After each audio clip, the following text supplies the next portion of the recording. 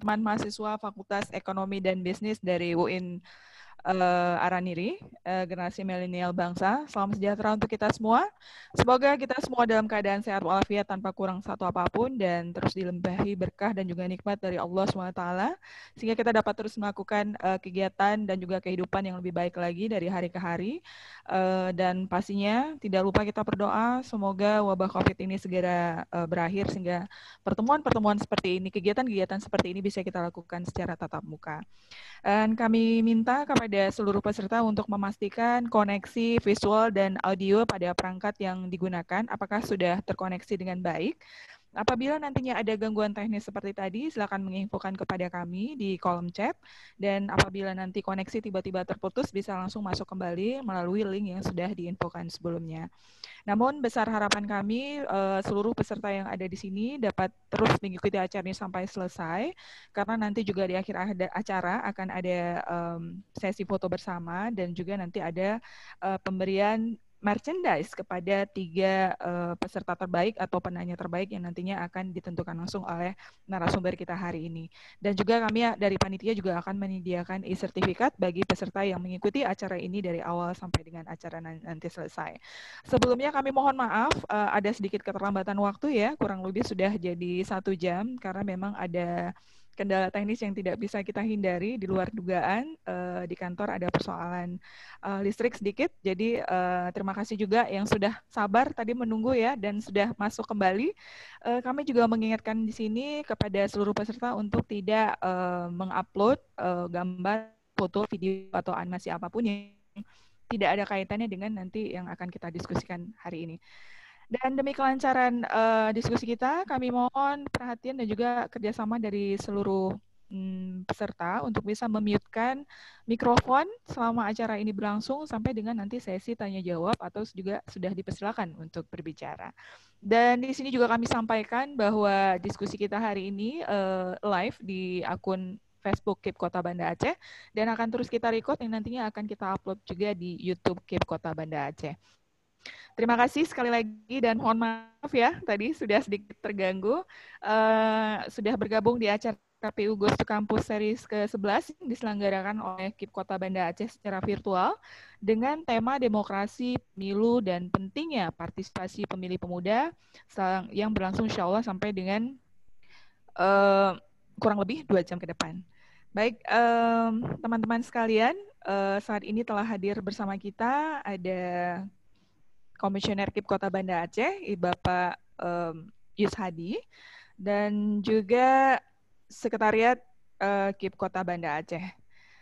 Kegiatan ini adalah bagian dari kegiatan pendidikan pemilih yang diselenggarakan oleh KIP Kota Banda Aceh di dalam bingkai KPU Goes to Campus yang tadinya terdiri dari 12 series dan ini merupakan series yang ke-11.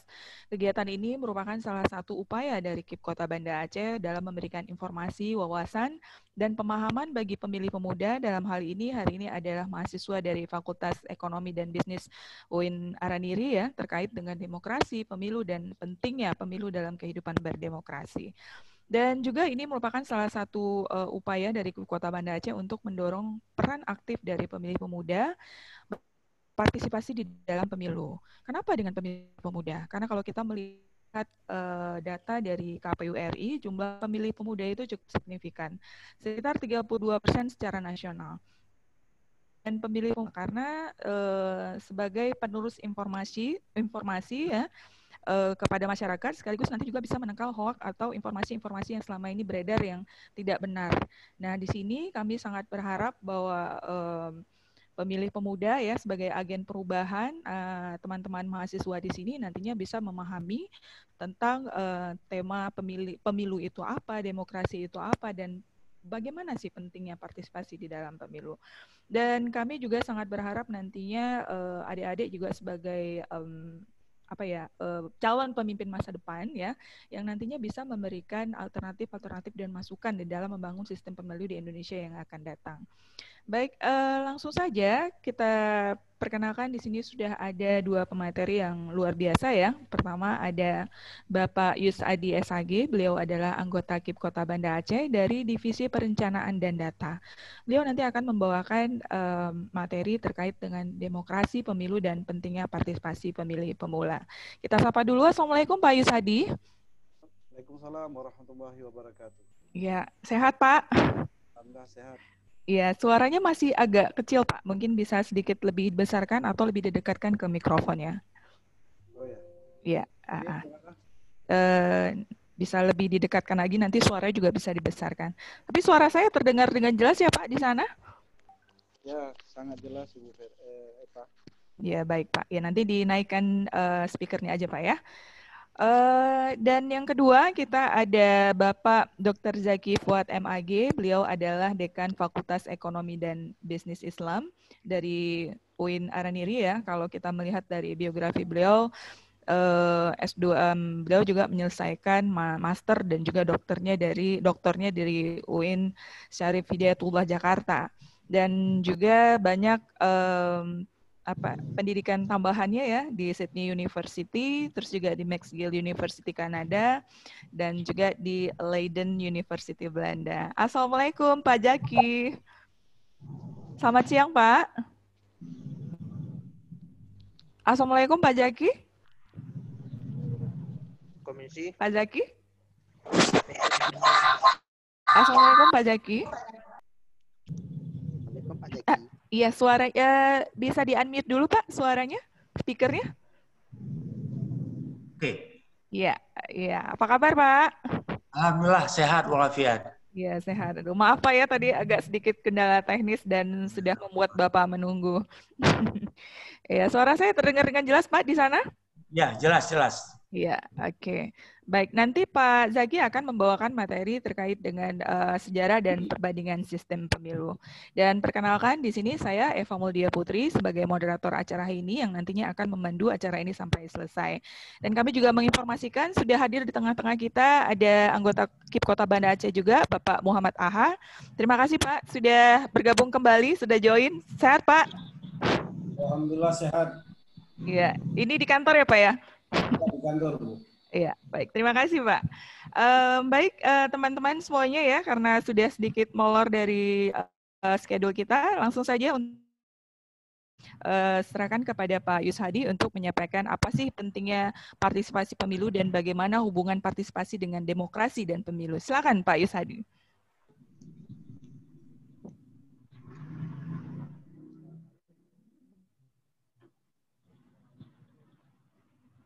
Speakernya, mikrofonnya bisa di-unmute dulu, Pak. Ya, oke, silakan Pak. Assalamualaikum warahmatullahi wabarakatuh. Waalaikumsalam. Terima kasih buat moderator Ibu Eva. Alhamdulillahirrabbilalamin. Allahumma salli ala sayyidina Muhammad. Puji syukur sama-sama kita panjatkan kepada Allah Subhanahu wa taala yang masih diberi kesehatan kesempatan kepada kita. Dan selawat dan salam kita alamatkan ke pangkuan alam Nabi Muhammad sallallahu alaihi wasallam. Yang saya hormati Bapak Zaki Fuad, yaitu dekan dari Fakultas Ekonomi dan Bisnis Universitas Islam Araniri. Ini merupakan abang leting saya nih.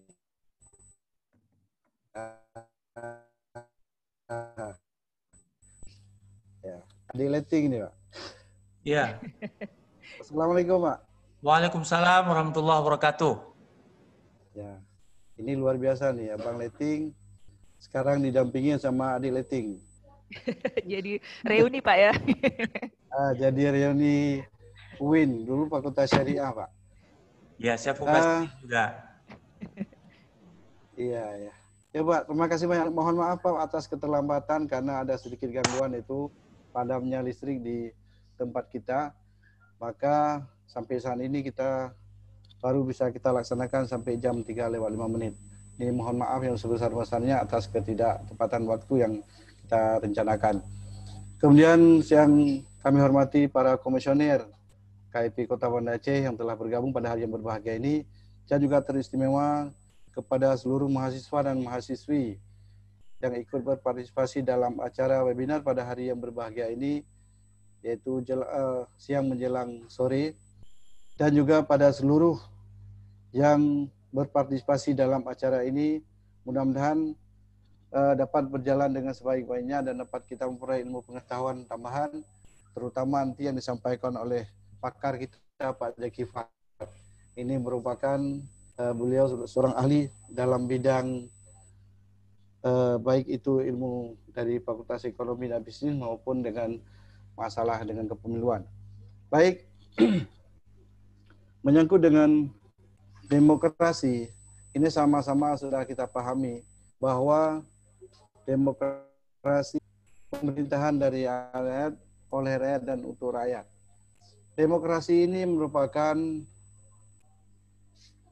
upaya untuk melaksanakan kebebasan kita untuk menyalurkan pendapat, aspirasi, ataupun hal-hal yang lain yang bersifat positif, sehingga demokrasi ini memiliki dua ciri. Yang pertama ada kebebasan. Kebebasan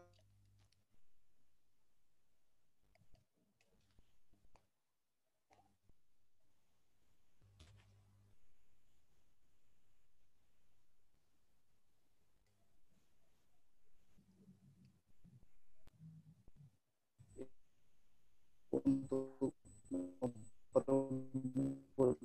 yang kedua, ciri yang kedua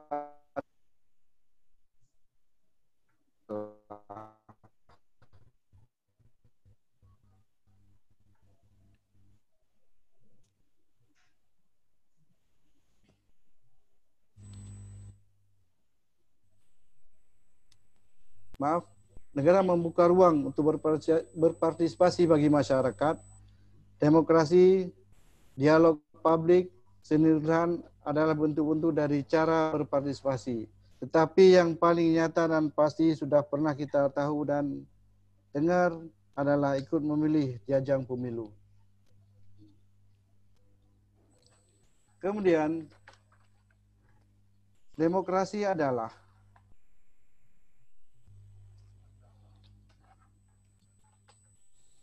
yang terpenting adalah mampu mendorong terbentuknya pribadi warga negara yang lebih berkualitas karena demokrasi menjamin partisipasi dan mengakui hak dan kebebasan warga negara. Negara harus memberikan ruang yang sebesar-besarnya kepada masyarakat, yaitu untuk menyampaikan hal-hal yang perlu untuk menyerap semua aspirasi ataupun hal-hal membangun bagi negara ini wajib oleh pemerintah untuk mendengarkan, karena negara kita adalah negara demokrasi yang bebas untuk menyampaikan pendapat dan pemikiran kita. Oleh karenanya, demokrasi akan menyediakan peluang lebih besar agar kebutuhan kita dipenuhi oleh negara. Oleh karenanya, pemilu inilah salah satu ajang untuk kita menyalurkan demokrasi. Karena dengan pemilu atau pemilihan umumlah ini satu wadah untuk menyalurkan aspirasi ataupun pendapat-pendapat melalui wakil-wakil rakyat nanti yang akan duduk, baik itu di dewan ataupun di pemerintahan, yaitu tingkat legislatif. Oleh karenanya, pemilu merupakan salah satu cara untuk menyalurkan semua aspirasi dan pendapat apa yang kita inginkan untuk kemajuan negara dan bangsa kita. Pemilu hampir di semua negara diterapkan. Tujuannya sama, yaitu untuk menyelenggarakan ataupun untuk memilih sekaligus menampung semua aspirasi-aspirasi masyarakat yang ikut mendorong ataupun mendukung siapa-siapa yang akan menjadi wakil-wakilnya di pemerintahan nantinya. Yang kemudian, itu prinsip demokrasi, adanya pembagian kekuasaan. Pembagian kekuasaan dalam demokrasi itu ada prinsip eksekutif, yaitu berupa kepala negara ataupun kepala daerah. Kemudian adanya legislatif, yaitu MPR, DPR, DPRD provinsi atau DPRD kabupaten kota. Kemudian adanya yudikatif, yaitu Mahkamah Agung dan Mahkamah Konstitusi. Kemudian ada pemilihan umum yang bebas. Kebebasan untuk memilih pemimpin atau wakil rakyat, inilah dalam prinsip-prinsip demokrasi. Kemudian ada manajemen terbuka. Dalam prinsip demokrasi, rakyat perlu diikutsertakan dalam menilai pemerintahan. Yang kemudian kebebasan individu. Negara harus menjamin kebebasan warga negara dalam berbagai bidang untuk menyampaikan pendapatnya. Kemudian konsep demokrasi. Konsep demokrasi ada dibagi dalam 3 kategori. Yang pertama, demokrasi perwakilan, bahwa pejabat negara yang pada prinsip dipilih oleh rakyat menjalankan kekuasaan, kewenangan dan fungsinya mewakili kepentingan rakyat yang diwakilinya dan patuh terhadap hukum dan tata krama yang berlaku. Yang kemudian yaitu demokrasi langsung, rakyat menentukan sendiri secara langsung terhadap setiap putusan yang menyangkut dengan kepentingan publik tanpa melalui perwakilan. Yang kemudian, demokrasi dengan partai tunggal, sering disebut dengan demokrasi satu partai, di mana dalam negara tersebut hanya diizinkan mempunyai satu partai saja. Terkadang terdapat lebih dari satu partai, tetapi partai lain sengaja didesain untuk menjadi pelengkap saja. Inilah merupakan konsep-konsep dari demokrasi yang ada. Dan kemudian, dalam hal penyelenggara pemilu.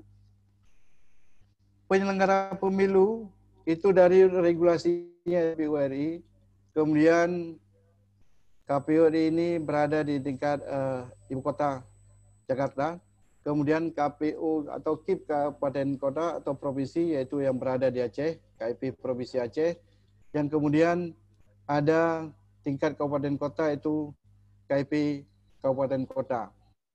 Kemudian di bawahnya ada PPK, Panitia Pemilih Kecamatan, itu berada di tingkat kecamatan.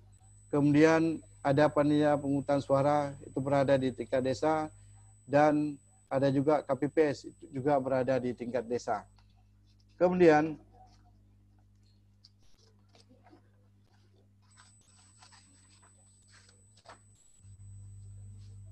ada tahapan penyelenggaraan pemilu. Dalam tahapan penyelenggaraan pemilu, ini perlu adanya pertama persiapan. Persiapan itu tentu merupakan titik awal untuk suksesnya penyelenggaraan pemilu, yaitu dimulai dengan persiapan anggaran. Karena sukses tidaknya dalam hal penyelenggaraan pemilu ini sangat tergantung pada anggaran yang ada. Oleh karenanya, anggaran merupakan titik awal dalam penyelenggaraan pemilu. Kemudian pembentukan badan ad hoc, yaitu penyelenggara pemilu, yaitu ada PPK, PPS, KPPS. Kemudian yang ketiga ada perencanaan, tahapan, program, dan jadwal pemilu. Kemudian dalam pelaksanaan, dalam item kedua itu pelaksanaan, yang pertama pendaftaran dan penetapan peserta pemilu, yang kemudian pemutakhiran data pemilih, kampanye, logistik, sosialisasi, pemutakhiran data pemilih, kampanye, logistik, dan lain-lain. Ini merupakan yang dalam pelaksanaan. Dan kemudian ketiga ada penetapan hasil pemilu, dan penyelesaian sengketa atau PHP juga apabila ada.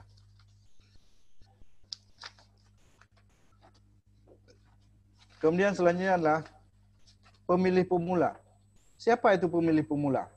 Nah, pemilih pemula yaitu pemilih yang baru memasuki usia pemilih 17 tahun atau baru pertama kali menggunakan hak pilihnya dan pemilu. Status mereka adalah bisa jadi pelajar, mahasiswa, atau pekerja muda. Ini masuk dalam kategori pemilih pemula. karena pemilih pemula ini adalah merupakan ujung tombak ataupun generasi penerus yang akan memegang tampuk pimpinan nanti di masa yang akan datang. Oleh karena sangat menentukan dari pemilih pemula lah harapan bangsa ke depan pada pemuda-pemuda sekarang ini. Yaitu sebagai pemilih pemula yang akan menentukan nasib bangsa ke depan, baik presiden ataupun di kepala daerah nantinya.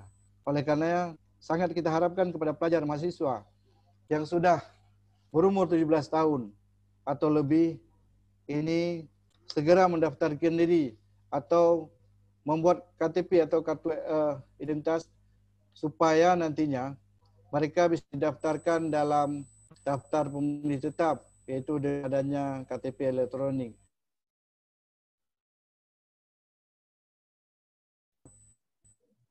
Untuk memperoleh KTP elektronik.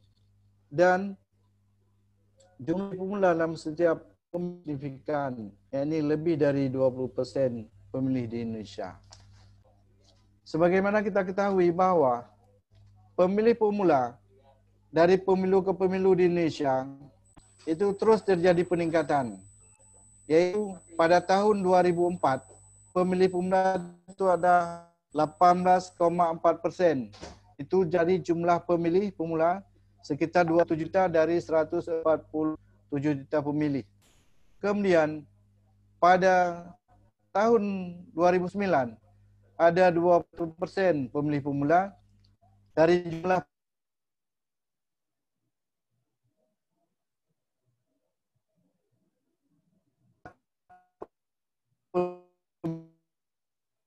pemilih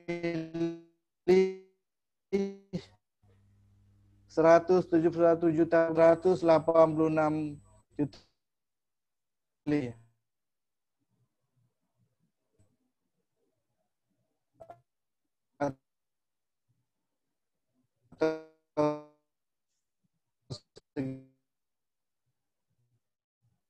Kita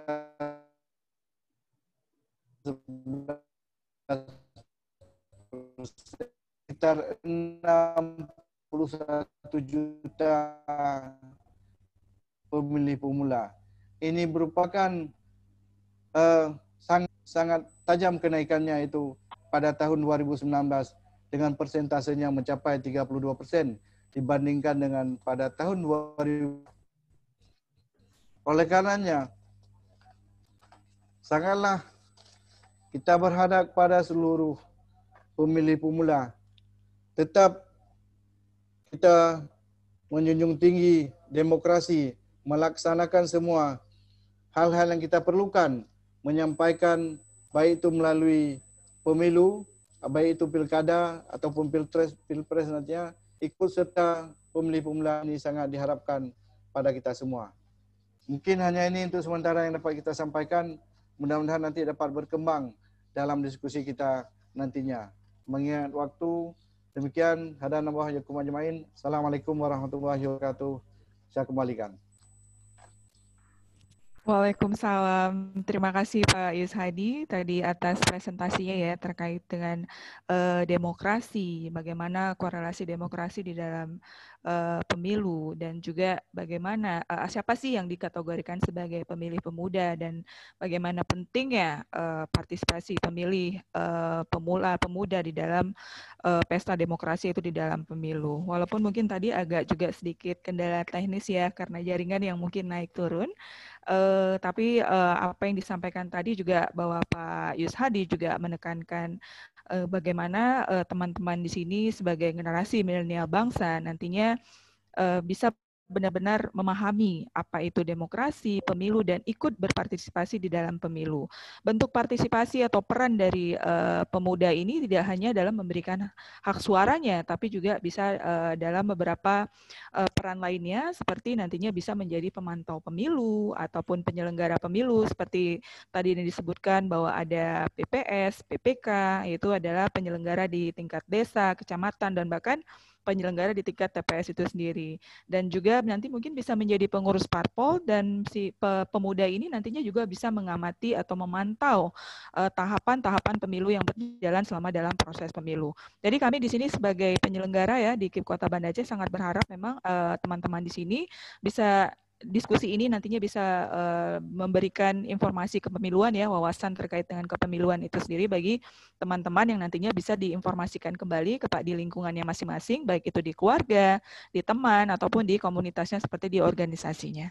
Baik, sekarang kita juga akan melihat lebih dalam lagi ya dari narasumber kita yang kedua, yaitu dari Bapak Dr. Zaki Fuad MAG.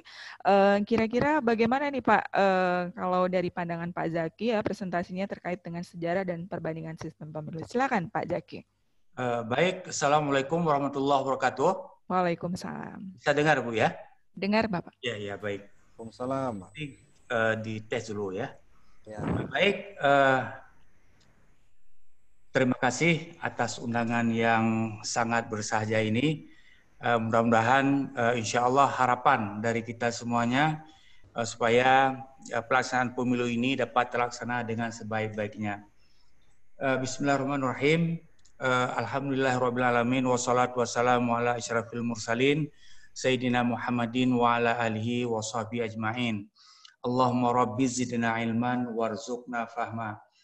Pertama sekali, penghormatan kami kepada Bapak Indra Milwadi, Ketua Komisi Independen Pemilu Kota Banda Aceh. Kemudian penghormatan kami kepada Adinda Yushadi, Komisioner Divisi Perencanaan dan Data KIP Kota Banda Aceh sebagai narasumber. Kemudian siapa panggil? Ibu Eva Maulidia Putri sebagai host kita pada hari ini. Kemudian Bapak Muhammad Aha dan para komisioner yang lainnya, tanpa mengurangi rasa hormat saya kepada beliau semuanya.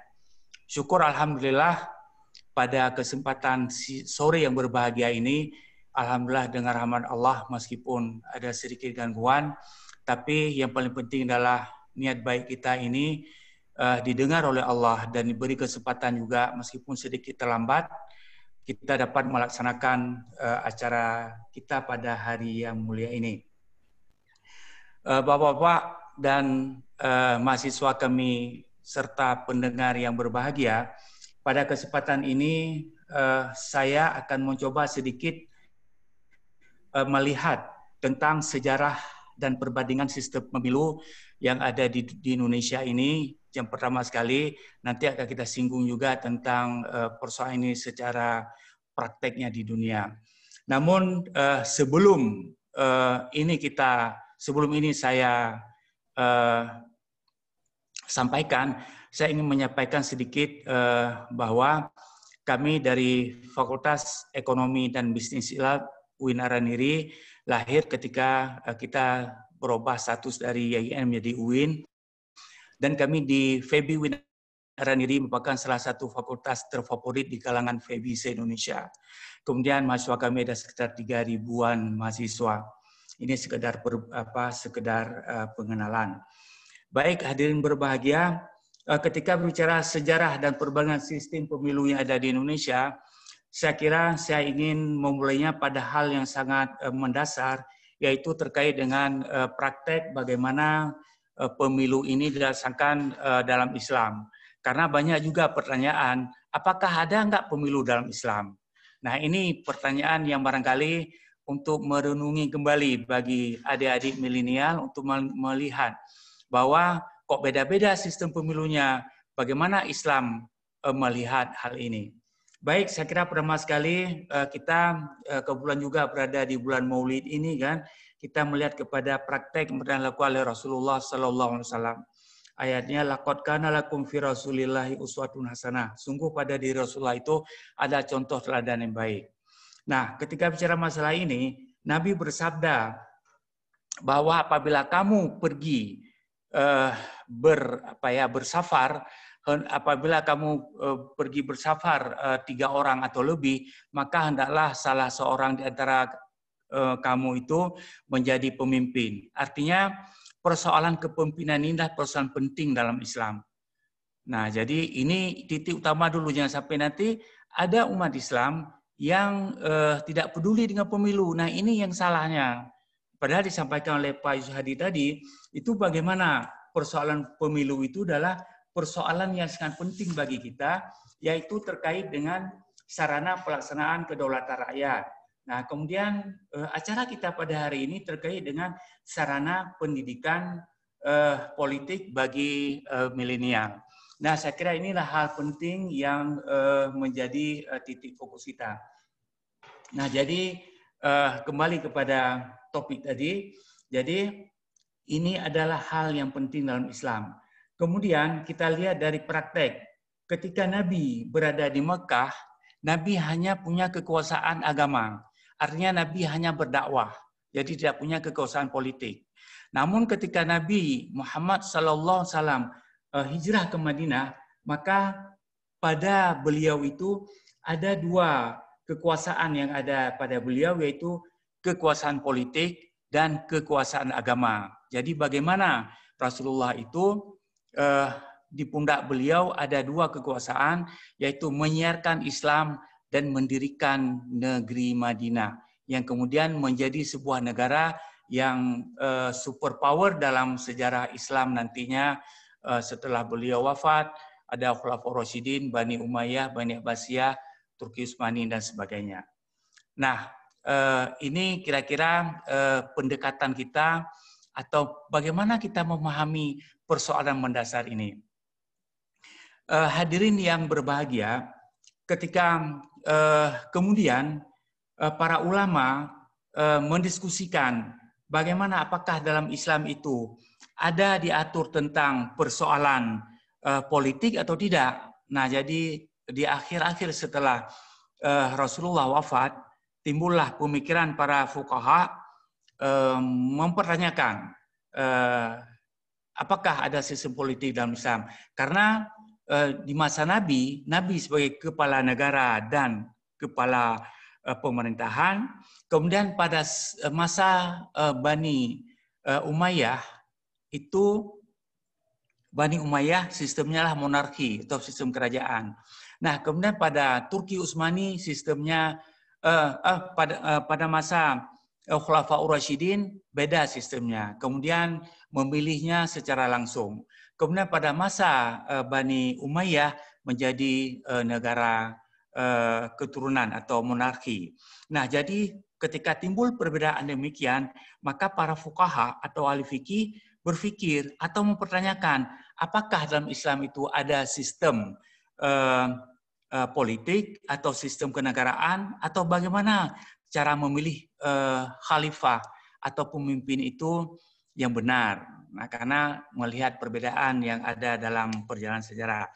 Oleh karenanya, salah satu pendapat yang mengatakan negara adalah lembaga keagamaan. Jadi negara adalah lembaga keagamaan, tetapi mempunyai fungsi politik. Artinya apa? Kepala negara mempunyai kekuasaan agama berdimensi politik. Maksudnya, ketika seseorang menjadi kepala negara, presiden atau raja atau gubernur atau bupati wali kota, itu punya kekuasaan agama dan berdimensi politik. Artinya apa? Bahwa kepada mereka itu dititipkan pesan bahwa ketika Anda menjadi kepala negara, kepala yang saya sebutkan tadi, saudara jangan melupakan, saudara di tangan saudara ada kekuasaan agama. Artinya saudara harus mendukung kebijakan-kebijakan yang terkait dengan persoalan-persoalan memajukan agama. Nah, ini kata kuncinya.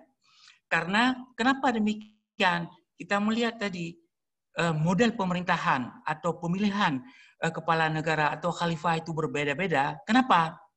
Karena Islam, kalau kita lihat di dalam Al-Quran, hanya lebih kurang 10 ayat saja yang mengatur tentang pemerintahan ini. Yang diatur itu apa?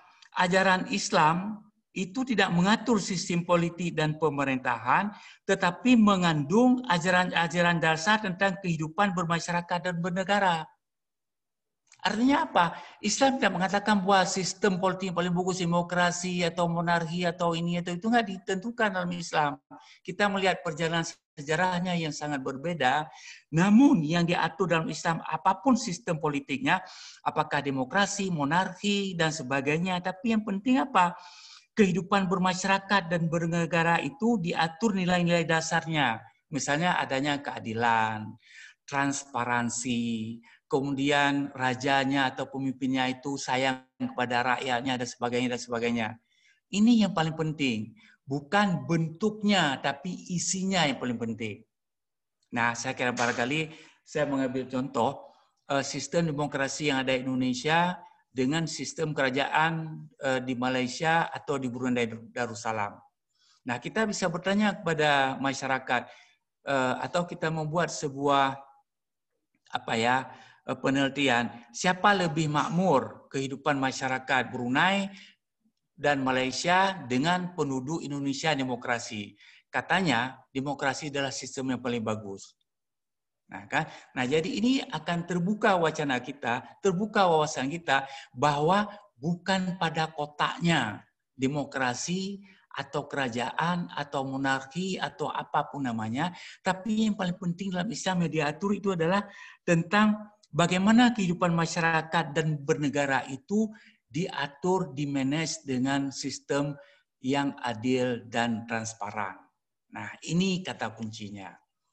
Nah, jadi sebagaimana saya katakan tadi, kita bisa mempertanyakan, ini sebagai ilustrasi, saya belum pernah ke Brunei Darussalam, dari kawan-kawan yang pernah ke sana, itu katanya, kalau ada orang laki-laki 10 orang yang pergi ke masjid, hanya 2 orang yang kurus, 8 orangnya gemuk-gemuk. Artinya apa? Bahwa negara Brunei Darussalam dapat memanage masyarakatnya secara lebih berkeadilan dan minimal sekali terkait dengan pemenuhan kebutuhan dasar itu dapat dirasakan oleh semua rakyatnya. Jadi kalau ada 10 orang laki-laki yang pergi ke masjid, hanya 2 orang yang kurus, 8 orangnya pada gemuk-gemuk. Nah, ini kira-kira sebuah ilustrasi yang barangkali dapat kita jadikan sebagai sebagai contohnya. Hadirin yang berbahagia. Sekarang kalau tadi terkait dengan masalah bagaimana sejarah pemilu atau pemilihan kepala negara atau khalifah dalam Islam, kita kilas balik sejarah ke masa lalu. Nah, sekarang saya akan mengajak kita untuk melihat kepada perbandingan sistem pemilu yang barangkali nanti Adina Susadi atau Bapak Muhammad Aha dan lain sebagainya kalau ada salah-salah mohon diperbaiki terkait dengan ini. Para peserta sekalian, mungkin untuk mengingatkan kembali sekelumit bahwa di Indonesia ini sudah pernah diadakan 12 kali pemilihan umum. Jadi pertama tahun 1955, 71, 77, 82, 1987, 1992, 1997, 1999, kemudian 2004, 2009, 2014, dan terakhir adalah 2020. Dan insya Allah besok kita hari libur nasional, hari pemilihan kepala daerah, provinsi, dan kabupaten kota lain di Indonesia, selain Aceh, karena Aceh akan melakukan pemilu pilkadanya pada tahun 2022 insya Allah. Hadirin berbahagia, sistem pemilu kita sekarang, kalau sistem pemilu di dunia ini ada 3 modelnya, yaitu sistem distrik, kemudian sistem proporsional, dan sistem campuran. Nah, jadi ini adalah sistem pemilu yang berlaku di dunia ini. Lalu perbedaan di antara itu nanti akan kita lihat satu persatu. Namun sebelumnya saya melanjutkan barangkali apa yang disebutkan oleh Linda Yusadi tadi, mungkin ada sebuah pertanyaan dasar. Ngapain sih kita melaksanakan pemilu atau untuk apa pemilu itu dilaksanakan? Nah, sedikitnya ada 6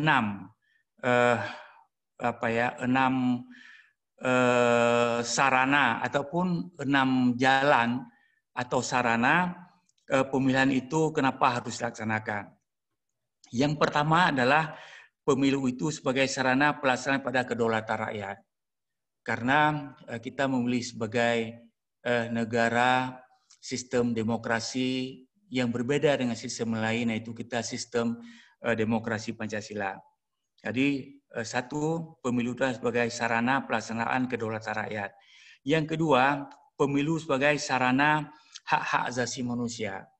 Nah, jadi negara memberikan hak asasi sebagai hak yang paling mendasar kepada setiap warga negara untuk menentukan siapa yang menurut masing-masing penduduk itu yang paling berhak untuk menjadi pemimpin, baik pemimpin formal ataupun pemimpin sebagai anggota legislatif kita.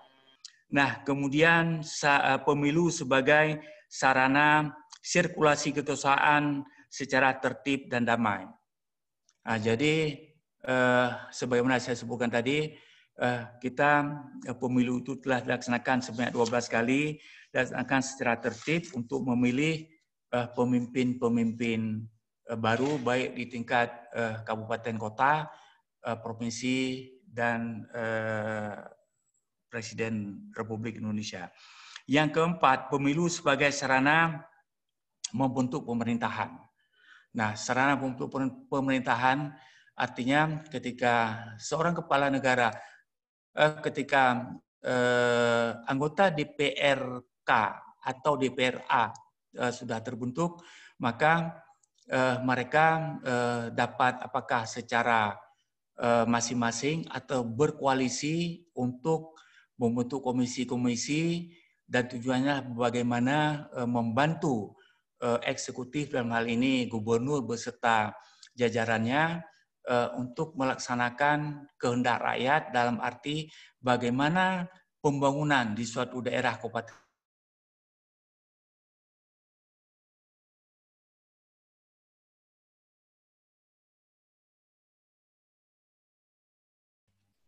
Pak Zaki? Pak Zaki? Pak Zaki masih bersama kita di sini, Pak? Pak Zaki? Baik, Pak Zaki. Sepertinya terputus ini ya. Pak Zaki? Sepertinya Pak Zakinya tiba-tiba terputus jaringannya atau ada sedikit kendala teknis ini. Dapat kita informasikan di sini kepada peserta bahwa kita live juga ya di akun Facebook KIP Kota Banda Aceh, dan kami di sini dari KIP Kota Banda Aceh sangat berharap bahwa teman-teman di sini sebagai agen perubahan, sebagai generasi milenial bangsa benar-benar bisa memahami apa itu demokrasi, pemilu, dan pentingnya partisipasi teman-teman di dalam pemilu. Artinya kita di sini sebagai mahasiswa yang idealis ya dan juga kritis harusnya memang bisa menjadi pemilih yang secara suaranya itu cukup berkualitas. Karena kenapa? Karena itu tadi bahwa memang pemilih pemuda ini masih sangat idealis. Artinya tidak mudah dipengaruhi ya oleh beberapa kelompok-kelompok tertentu yang memiliki kepentingan-kepentingan tertentu. Nanti juga kita dari panitia akan menyediakan 3 merchandise ya untuk 3 penanya terbaik. Bagi yang ada pertanyaan tuh bisa disiapin langsung ya. Nanti ada kesempatan di sesi tanya jawab untuk ditanyakan, nanti akan ditentukan langsung oleh narasumber kita hari ini yang berhak itu siapa. Pak Zaki, operator mungkin juga bisa dibantu ya untuk menghubungi Pak Zaki, kira-kira kendalanya apa untuk bisa masuk kembali ya ke forum. Sepertinya sini Pak Zakinya tiba-tiba terputus, sudah tidak ada lagi di forum kita. Operator, mohon bantuannya, panitia bisa menghubungi Pak Zaki kembali.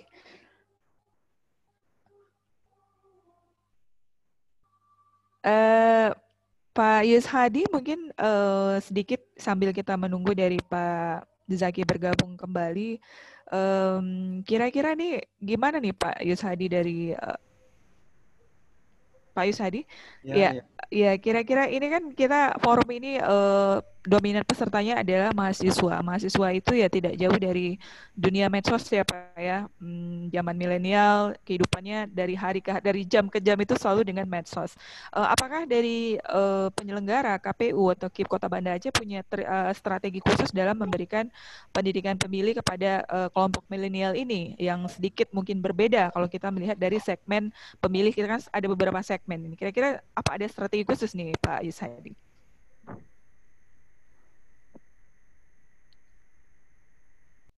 Baik, terima kasih. Karena kita ketahui bahwa pemilih pemula ini adalah mereka-mereka yang sangat serius dengan medsos selama ini.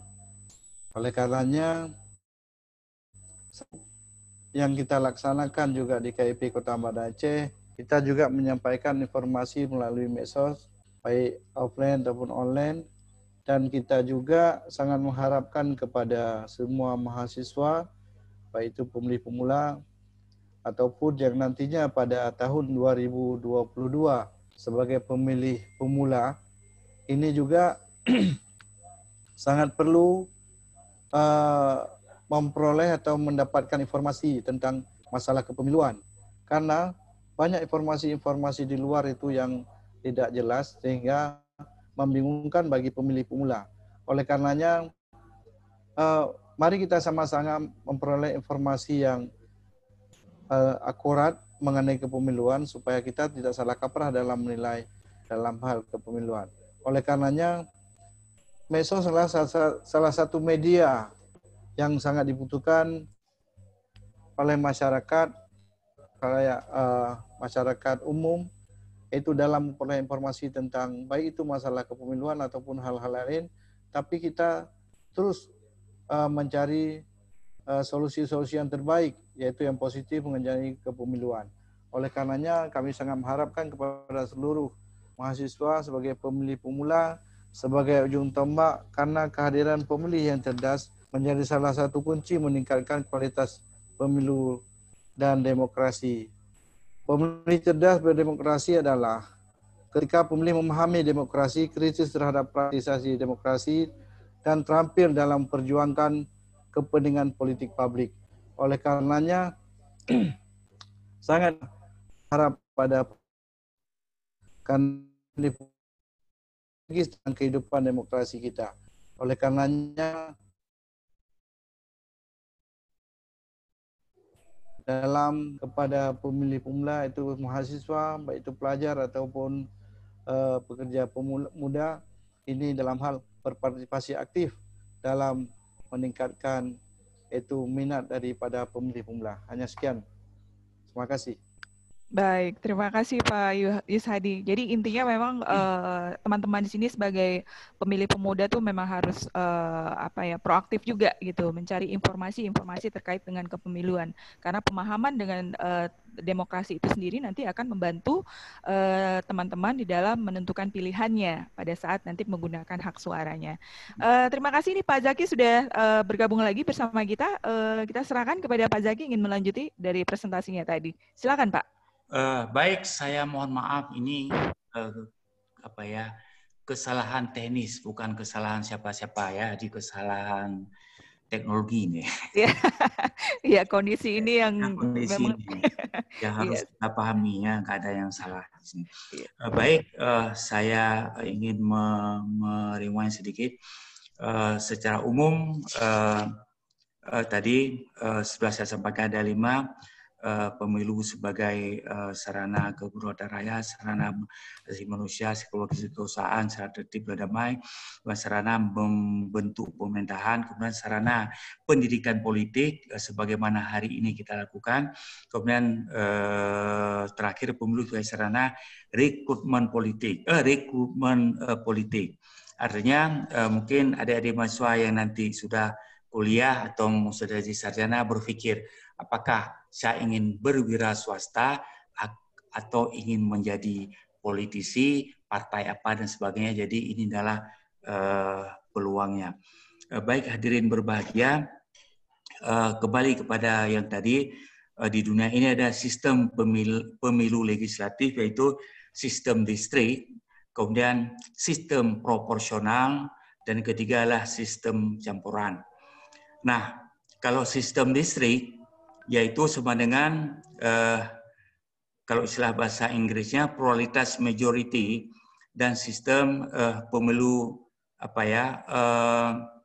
kalau misalnya di sebuah negara ada 50 negara bagian sebagaimana Amerika yang baru kita saksikan, yaitu sistem distrik. Jadi ada 50 orang yang mewakili dari masing-masing itu untuk menunjukkan siapa yang paling berhak untuk mewakili daerah masing-masing, dan mereka itu secara umum yang akan terpilih biasanya yang sangat terkenal atau yang sangat populis dan sangat kompeten dalam memanfaatkan suara terbanyak. Jadi siapa yang paling terkenal di daerah tersebut atau dia kompeten dalam bidang tertentu, nah ini adalah sudah pasti akan terpilih. Dan kemudian kita harus bercermin, bukan bercermin gimana ya, kita harus rela melihat misalnya Biden yang baru terpilih, dan dia ketika ingin berkampanye, dia menyampaikan kepada kemarin dia kan topiknya bagaimana membebaskan orang-orang kulit hitam dan orang agama-agama lain tidak ditindas oleh politik selama ini. Nah, yang paling penting perbuatan mereka, meskipun mereka itu bukan orang Islam, ya kan, kita perlu ambil contoh. Misalnya ketika mereka berjanji, misalnya begini janjinya, kalau misalnya daerah ini memilih saya atau saya menang di daerah ini, saudara minta apa pada kami? Ya, misalkan kalau saya menang, kalau kamu semua milih saya di sini, saya minta masjid. Mau nggak membantu saya? Mau. Nah, ketika mereka terpilih nanti, pasti masih dibangun. Tidak sama dengan orang DPR kita. Apakah DPRK kita, DPRA, ketika janji hanya tinggal janji, ya kan? Jadi ini sangat memalukan kita. Ini contoh ini, ya kan? Biden pun belum terpilih, belum dilantik, bulan 1 baru dilantik, nanti 20 Januari 2021. Padahal dia, maaf tanda kutip, dia adalah seorang kafir, ya, dalam konteks agama kan. Tapi ketika berjanji, nah kan dia benar-benar menepati janjinya. Nah ini sebagai contoh saja. Jadi biar ini menjadi sesuatu yang kita punya punya sebuah model, atau kita melihat sesuatu itu secara proporsional. Kalau berjanji, berjanjilah dengan benar. Karena ketika kita salah atau berjanjinya A berbuat B, dalam Islam itu ayatul munafiqi salasun, iza haddatsa kadzaba wa idza wa'ada akhlafa wa idza tumina khana. Ya kan, tanda-tanda munafik itu bila dia berkata bohong, apabila berjanji dia menepati janji, kan? Nah itu dia. Nah, jadi inilah persoalan-persoalan yang memalukan kita umat Islam kalau kita lihat bahwa disebut dalam Islam lah kuntum khaira ummatin ukhrijat linas ta'muruna bil ma'ruf wa tanhauna 'anil munkar. Nah ini sebagai sebagai ilustrasi, sehingga dengan sistem ini benar-benar siapa yang kompeten dan populis memanfaatkan itu mungkin memperoleh suara terbanyak dan tidak tidak menghiraukan tentang suara sisa suara. Nah, itu satu. Yang kedua, sistem proporsional. Inilah sistem yang dianut oleh pemerintah Indonesia. Nah, kita menurut sistem proporsional dalam pemilihan umum. Nah, sistem proporsional ini adalah sebuah sistem bagaimana di satu daerah itu satu partai politik itu boleh beberapa orang dari satu partai itu, beberapa kader di partai itu boleh bertanding di suatu daerah tersebut. Karena yang ditentukan adalah suaranya. Misalnya kan, kalau salah nanti mohon Bapak-bapak komisinya itu memperbaikinya. Seingat saya, ya kan, kalau misalnya untuk Kecamatan Ulekaring misalnya, itu satu kursi untuk misalnya kan 1.000 suara atau 1.300. Nah, anggap aja ini pura-pura aja kan 1.000 suara. Nah, jadi si A mendapat 800. Kemudian yang lain lagi ada mendapat 700. Ada yang lain lagi dari partai A misalnya mendapat lebih. Jadi mereka nanti kalau dianggap misalnya ada satu mendapat 800, satu mendapat 700, 1.500, satu lagi mendapat misalnya 500, 2.000. Ada kalau untuk 3 suara atau 3 kursi kan harus 3.000. Nah, ini baru ada 2.500 ataupun 2.200. Jadi harus ada berapa lagi. Maka kalau ada dari partai lain juga ingin membantu nanti itu bisa, itu ada sistemnya. Ini mungkin Bapak Zi lebih paham tentang hal itu.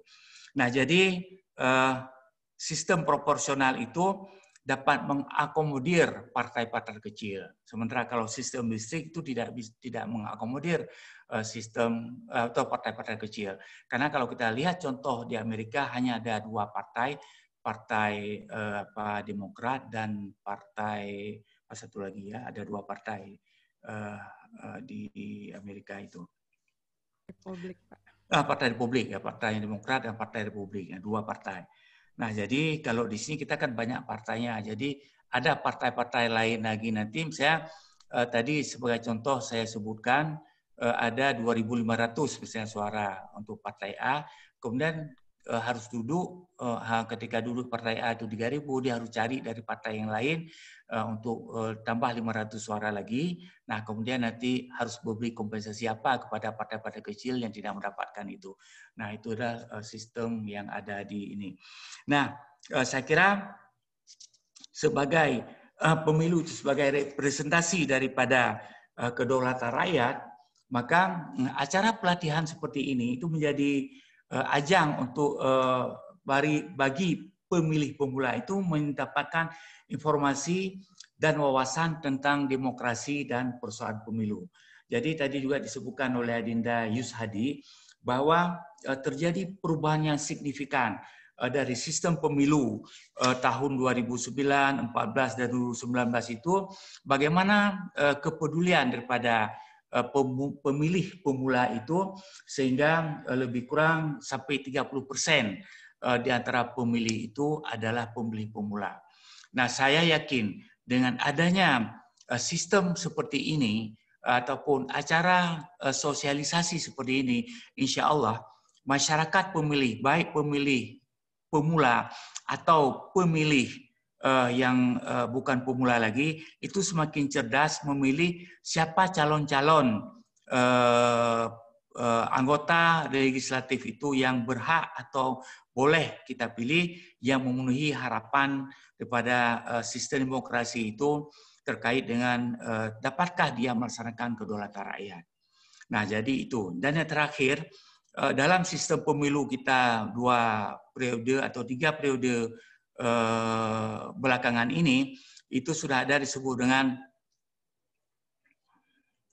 bikameral, ya kan? Jadi sistemnya ada 2 anggota legislatif yang ada di DPR RI. Yang pertama DPR, yang kedua DPD. Meskipun yang DPR itu hanya punya hak untuk legislasi, membuat undang-undang bersama dengan eksekutif, sementara DPD adalah anggota legislatif juga, tapi tidak punya hak legislasi, tapi hanya untuk memperkuat dan menyambung aspirasi rakyat terkait dengan program-program yang dibutuhkan oleh rakyat, sehingga dapat menyampaikannya kepada pemerintah agar pembangunan itu dapat dilaksanakan sesuai dengan hasil kunjungan ke daerah dan juga hasil daripada apa yang mereka lihat, wakilan dari masing-masing daerah.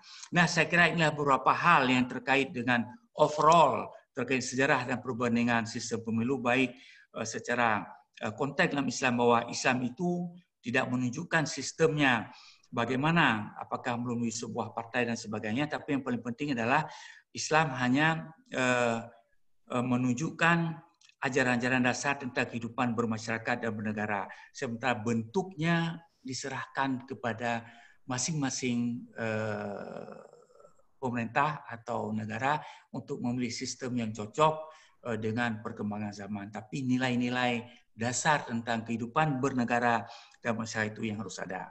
Seperti keadilan, transparansi, dan pemenuhan kebutuhan rakyat dan sebagainya. Saya kira inilah gambaran dasar, bahwa nanti ketika diskusi akan berkembang terkait dengan persoalan ini. Saya kira demikian Ibu Maulidia Putri. Saya sering dengar nama Ibu ketika ada laporan-laporan dari RRI. Demikian Maulidia Putri melaporkan dari Melabuh, dari Sabang. Terima Pasaran kasih. berarti, Pak. Ya. Kan alumni Fakultas Dakwah kan? Bukan, Pak. Bukan. Ya, mungkin nama saya agak pasaran berarti, Pak.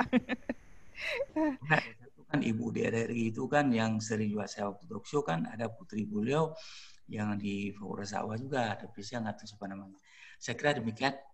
Baik. Saya berikan Ibu Mulia Putri. Baik, terima kasih Pak Zaki. Wah, luar biasa nih Pak Zaki ya memberikan. Saya manggilnya Pak Zaki apa Pak? Boleh. Pak Zaki apa Pak Fuad ini? Pak Zaki ya? Ya. Ya, terima kasih Pak. Tadi cukup panjang juga ya informasi yang diberikan. Walaupun tadi ada sedikit terpotong, dan cukup menarik ya, karena memang tadi Pak Zaki juga melihat bagaimana pemilu dari sisi Islam ya. Selalu tadi kita merunut sedikit dari apa yang disampaikan Pak Zaki, bahwa dari zaman Rasulullah juga Nabi itu sudah ikut berdakwah walaupun tidak berpolitik. Bagaimana dia menyiarkan Islam dan mendirikan Madinah yang sekarang menjadi negara superpower juga. Tadi yang disampaikan oleh Pak Daud. Dan juga tadi Pak Zaki juga menyebutkan sejarah atau sistem pemilu ya, di mana ada 3 sistem pemilu, ada sistem distrik, proporsional, dan juga campuran. Dan dari intinya yang seperti disampaikan oleh Pak Zaki tadi, di dalam kalau kita melihat pemilu dari sisi Islam, bahwa Islam walaupun tidak menunjukkan sistem pemilunya, tapi ada nilai-nilai dan ajaran-ajaran Islam yang bisa kita terapkan di dalam kehidupan bernegara, seperti yang juga disampaikan pada zaman Rasulullah itu adalah bagaimana berdemokrasi secara transparan. Ini sesuai sekali Pak dengan azas dari penyelenggaraan pemilu. Itu termasuk salah satu azas dari penyelenggaraan pemilu yang dilaksanakan oleh KPU dan KIP Kota Banda Aceh juga. Baik, untuk kita lebih memperdalam lagi ya terkait dengan tema kita hari ini, yaitu demokrasi pemilu dan pentingnya partisipasi pemuda, kita mengundang partisipan ya untuk bertanya ya, supaya kita juga bisa lebih dialogis lagi. Kita buka komunikasi interaktif. Untuk sesi pertama kita terima 3 penanya untuk menyebutkan namanya, bertanyanya kepada siapa, dan langsung kepada poin pertanyaan. Nanti akan ada 3 merchandise yang akan kita berikan kepada penanya terbaik. Kita persilakan. Yang ingin bertanya, kami persilakan. Kepada teman-teman mahasiswa Fakultas Ekonomi Bisnis ya tadi, Fakultas Ekonomi dan Bisnis Islam UIN. Kami persilakan untuk 3 penanya pertama.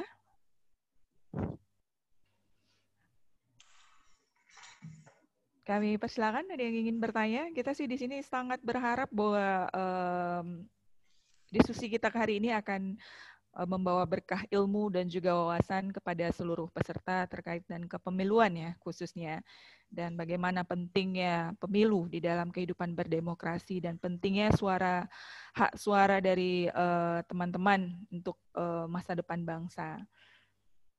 Dan kita juga sangat berharap di sini kepada pemilih pemula nantinya bisa menjadi agen informasi ataupun juga agen sosialisasi ya terkait dengan kepemiluan di lingkungannya masing-masing. Baik di organisasinya, di keluarga, teman-teman, dan juga bisa mendorong lingkungannya untuk bisa ikut berpartisipasi aktif di dalam pemilu. Tidak hanya menggunakan hak suaranya, tapi juga seperti yang disampaikan oleh Pak Yus Hadi sebelumnya juga bagaimana nanti bisa ikut terlibat mungkin sebagai pengurus parpol ya, pengawas, ataupun juga bisa jadi pemantau dalam pelaksanaan tahapan pemilu. Mungkin juga ada teman-teman di sini yang ingin bertanya tentang info-info atau hoax yang selama ini beredar ya terkait dengan kepemiluan. Ini kesempatan yang bisa ditanyakan langsung kepada Komisioner KIP Kota Banda Aceh, dan juga kita bisa meminta pandangan dari Pak Zaki Fuad nantinya. Kami persilakan untuk 3 penanya pertama. Teman-teman masih di sini ya, masih ada di forum ya.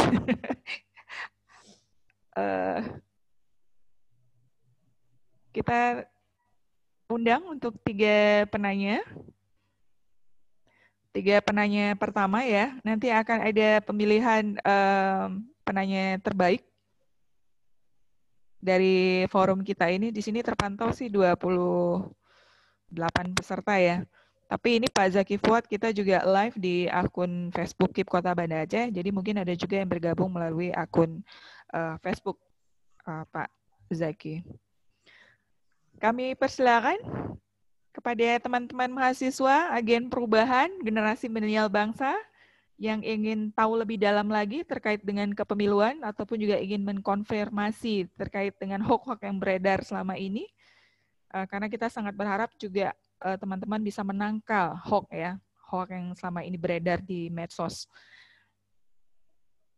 Kami persilakan. Ini Pak Zaki, mahasiswanya masih di sini ya Pak ya? Masih tadi laporannya itu saya lagi konfirmasi juga.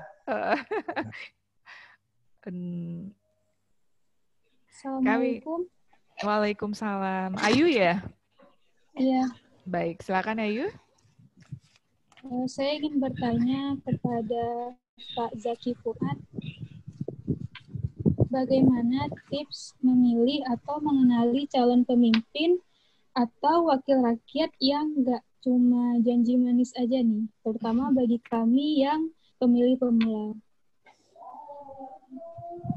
Baik. Ada lagi Ayu? Kemudian bagaimana cara pihak KIP menanamkan kepercayaan terhadap orang awam, karena sebagian orang memilih untuk tidak memilih karena mungkin merasa tidak percaya terhadap ketransparanan KIP pemilu. Oke. Berarti 2 pertanyaan ya tadi Ayu ya? Iya Kak. Ya, baik. Terima kasih. Ada lagi yang ingin bertanya, nanti biar sekali dijawab ya. Kita terima 2 penanya lagi. Kami persilakan. Assalamualaikum warahmatullahi wabarakatuh. Waalaikumsalam. Nama saya Khairudisa. Saya ingin bertanya kepada Bapak Zaki Fuad. Menurut Bapak, bagaimana sistem pemilu dalam negara menurut perspektif Islam jika dilihat dari tujuan, kewajiban, dan tanggung jawabnya? Apakah modal pemilu tersebut sudah sesuai dengan negara saat ini? Apakah? Apa tadi? Apakah? Apakah modal pemilu tersebut sudah sesuai dengan yang terjadi saat ini? Apa itu modal pemilu? Kira-kira maksudnya gimana? Model. Modal dalam perspektif Islam. Berarti sistem pemilu yang ada sekarang apakah sudah sesuai mungkin ya dengan dari sisi Islam, perspektif Islam? Oke. Berarti 2 pertanyaan ya, Khairunisa ya? Iya. Baik. Terima kasih Khairunisa. Ada lagi? Perspektif. Ada 1 penanya sebelum kita arahkan kepada narasumber hari ini. Assalamualaikum Bu, mau nanya. Waalaikumsalam. Jadi kan biasa kan kalau dalam Silpa ya? Iya Bu. Iya, oke. Misalnya kayak pemilihan mulai presiden atau pemimpin daerah itu kan biasa ada orang kasih kayak apa itu ya? Apa sih yang kayak hadiah kayak gitu ya pokoknya buat pilih dia. Itu gimana Bu ya? Mereka itu biasa atau atas inisiatif sendiri atau ada kerjasamanya dengan organisasi lain atau pihak lain gitu, pihak pemilu sendiri atau gimana tuh Bu? Dan dalam Islam itu kan emang nggak boleh, jadi kayak mana cara hilangin yang sikap kasih hadiah buat pilih dia gitu Bu? Maksudnya biar itu kan nggak boleh sebenarnya bukan, tapi kan banyak yang di kampung-kampung kayak gitu kadang-kadang bukan? Itu aja sih Bu. Ini Silma bertanya kepada siapa? Ini tadi saya kan agak telah masuk, jadi kurang tahu karena jadi cuma pengen tanya itu aja, penasaran kan sering di sekitar kita gitu Bu. Siapa yang bisa jawab nanti Bu? Oke, jadi Silma sedikit maksud pertanyaan Silma itu kan bagaimana kira-kira dari perspektif Islam terkait dengan calon-calon yang memberikan iming-iming hadiah, mungkin seperti itu ya, atau gitu ya, dan bagaimana menyikapinya? Iya, mengatasinya misalnya gimana gitu, itu baiknya Bu. Oke, baik, terima kasih Silma. Ya. Baik, ini untuk sesi pertama kita sudah ada 3 penanya ya. Yang pertama dari Ayu. Ayu, Khairunisa, dan Silma. Untuk yang pertama kita arahkan dulu kepada Pak Zaki. Ini ada 3 pertanyaan. Yang pertama Pak Zaki dari Ayu terkait dari bagaimana tipsnya nih Pak cara mengenali calon pemimpin di Khairunisa, sistem pemilu yang sudah ada di Indonesia saat ini kalau dilihat dari perspektif Islam tuh kira-kira gimana gitu. Dan mungkin nanti juga Pak Zaki bisa juga menambahkan sedikit dari pertanyaan Silma tadi, bagaimana menyikapi ya orang calon-calon yang memberikan hadiah kepada pemilih ya untuk agar mereka dipilih. Itu sebaiknya seperti apa? Silakan Pak Zaki. Baik, terima kasih Ibu Eva Lydia yang telah mengarahkan pertanyaan daripada penanya tadi. Nah, kepada Ayu beberapa sekali bagaimana cara kita mengenali calon anggota di PRK atau di PRA kita, bahkan nanti karena pemilihannya sekali calon di PRRI dan di PD kita. Nah, saya kira ini yang pertama sekali dari sekarang kita mencari tahu siapa dia, ya kan, mencari tahu siapa Bapak A itu siapa, bagaimana kehidupan beliau itu di tengah masyarakat. Nah, jadi itu saya kira bisa kita saling bertanya baik dengan teman, dengan tetangga, atau orang-orang tertentu yang tidak ada mungkin kaitannya dengan partai politik. Nah, misalnya kita tanya Pak Ahmad misalnya, ini sebagai misal saja kan. Kemudian kita tanya pada orang-orang yang kenal beliau itu bukan dari misalnya Pak Ahmad dari Partai B, kemudian di Partai B kita tanya di Partai B mungkin pasti bilang pasti bagus. Nah, kan jadi kita tanya misalnya Pak Ahmad itu dari orang-orang di sekitar beliau itu gimana. Nah, kemudian bagaimana dengan masjid, apakah ada pernah sholat jamaah, bagaimana dia kehidupan sehari-hari, bagaimana dia ada pelit, nah, kan misalnya dan sebagainya lah. Nah, itu saya kira bagi adik-adik yang pemilih pemula itu harus pada tahu. Yang sampai nanti kalau bahasa Acehnya begini, itu sering dikatakan oleh orang tua kita dulu, hadimajanya begini, salah takoo sibule rugo. Nah, misalnya muka kita agak kurusan. Jadi kalau rambut terlalu tipis itu nampak kurusnya. Tapi apabila rambutnya agak sedikit tebal, maka muka yang kurus itu nggak kelihatan kurusnya. Nah, rugo terpilih anggota DPR, salah pilih anggota DPR, limang tuh rugo.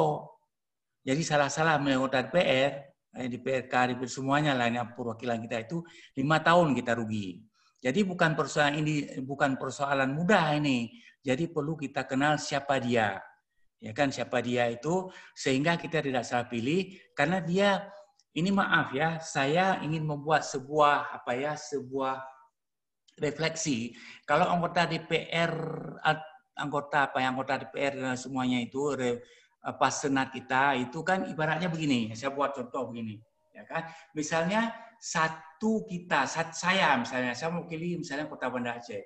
Jadi yang milih saya misalnya 1.000 orang. Berarti bayangkan kalau dia itu beriman, ya kan, ada 1.000 orang bergantung pada saya ini. Bayangkan 1.000 orang mengharapkan perpanjangan lidah dia, saya yang sampaikan karena kita menganut sistem representasi.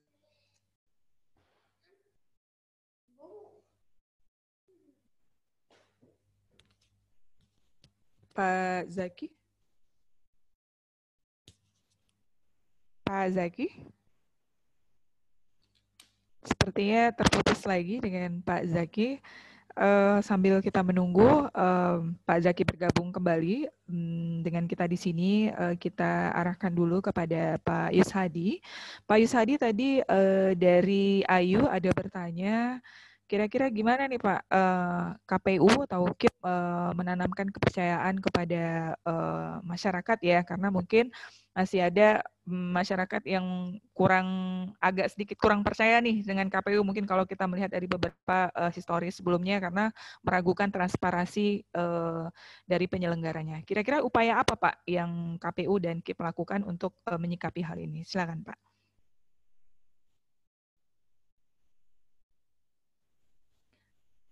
Speakernya bisa di-unmute dulu Pak. Ya, silakan Pak. Oke, terima kasih Bu Eva. Terima kasih untuk Adik Ayu yang telah menanyakan masalah masyarakat terhadap penyelenggara pemilu ataupun KIP kita Banda Aceh pada khususnya. Perlu kita ketahui bersama bahwa setiap yang kita lakukan di KIP Kota Banda Aceh itu semuanya kita lakukan sesuai dengan aturan dan aturan yang ada. Suatu itu di luar jalur dari ketentuan yang ada. Terutama kita tetap mempedomani kepada dasar hukum Undang-Undang Dasar 45 dan Undang-Undang Nomor 7 Tahun 2017 serta regulasi-regulasi yang ada yang lainnya. Oleh karenanya, perlu adik mahasiswa ketahui bahwa setiap informasi yang diperoleh oleh mahasiswa itu harus dicek kebenarannya pada lembaga terkait mengenai kepemiluan. Oleh karenanya, kita mencoba melaksanakan apa yang ditanyakan oleh Adik Ayu tadi, bahwa semua yang dilakukan oleh penyelenggara pemilu itu sesuai dengan aturan yang ada dan tidak mungkin dilakukan